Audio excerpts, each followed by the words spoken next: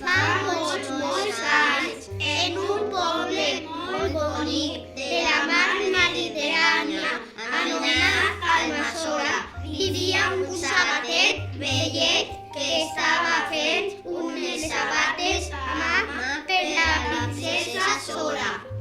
De sobte va escoltar uns crits que venien del carrer. Auxili! Auxili! El sabater es va espantar i va eixir corrents a veure d'on venia aquest soroll de pànic. Allà dalt, a l'última finestra del castell del poble, va veure a la princesa que demanava ajuda, perquè l'havien tancat a la seva habitació i no podia eixir. El sabater, que la coneixia des de que va néixer, va pensar com podria salvar-la. Va recordar que al castell vivia una bruixa que es despertava al tant i feia de les seues misèries. Aleshores va pensar cridar al seu amic de tota la vida, el cavaller màgic Jordi, que podia vindre volant al seu llamp en menys d'un minut. I això ho va fer. En un moment estava allí. En arribar es va adonar que el castell tenia reixes a les finestres i no podia entrar.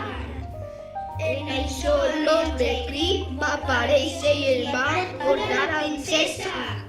El cavaller Jordi i el sabater van anar volant amb el seu trasllat darrere de l'ogre Crip, que concorria molt per damunt de les cases i fins i tot de les muntanyes.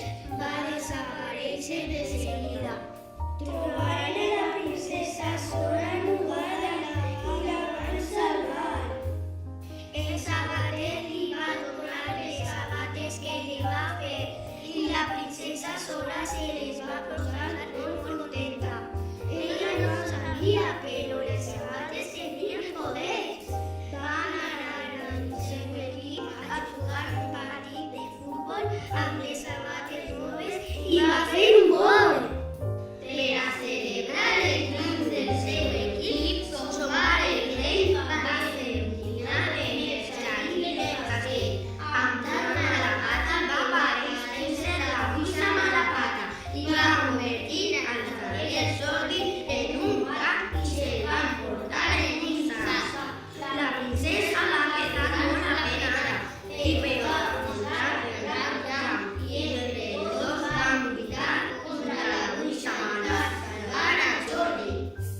Un dia estava Sora i sa mare la reina arreplegant flors al jardí per a fer una festa en honor a tots els que havien ajudat a la princesa.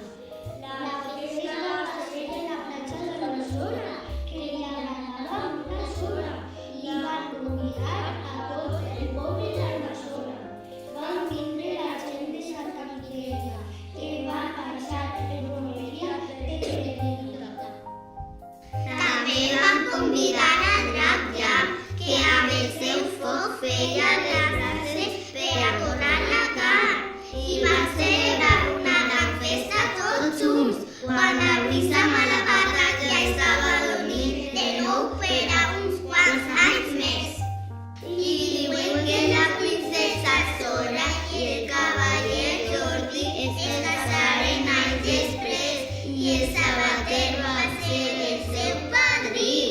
I van viure tots contents en el castell i els almassorins i les almassorines sempre anaven a visitar-los a les seues festes.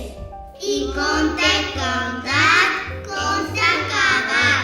Aplaudir si vos